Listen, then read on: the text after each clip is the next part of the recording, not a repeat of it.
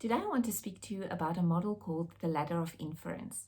It was developed by a psychologist called Chris Argyris, and I learned about it a few years ago, and it changed the way I view the world in many cases.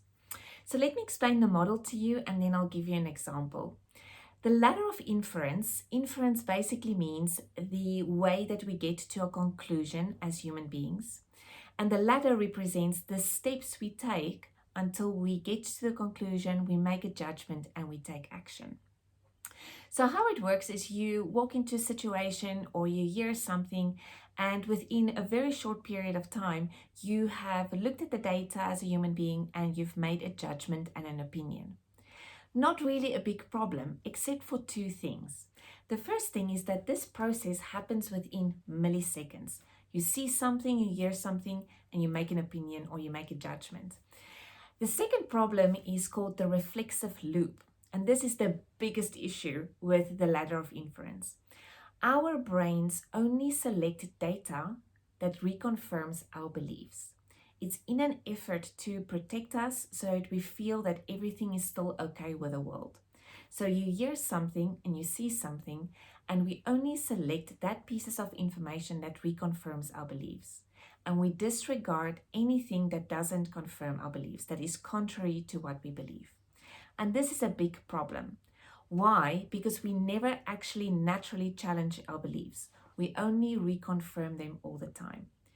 And an issue around this is the fact that we then stay within our biases that we hold. We stay within our beliefs of how the world should work when that's not necessarily always the truth. Let me give you an example. If someone believes millennials are a lazy generation, and I'm just saying this outright that I don't believe this, but say for example, someone believes millennials are lazy. They will only see the millennials who arrive late to work, leave early, and don't pull their weight in the office. They would basically ignore the data of all the millennials who really work hard to progress their careers.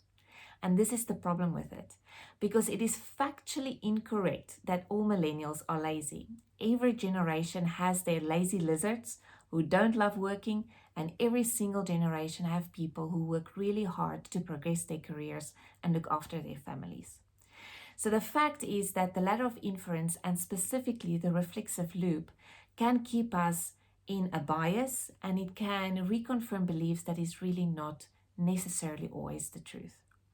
So my call to action to you is to think about those biases that you hold, those beliefs that you hold, and question them. Are they really true? Actively look for evidence that disproves our beliefs. This keeps us informed, it keeps us true, it keeps us open to other possibilities, and it helps us to challenge this reflective loop that keeps us within our beliefs when that's not necessarily always the truth.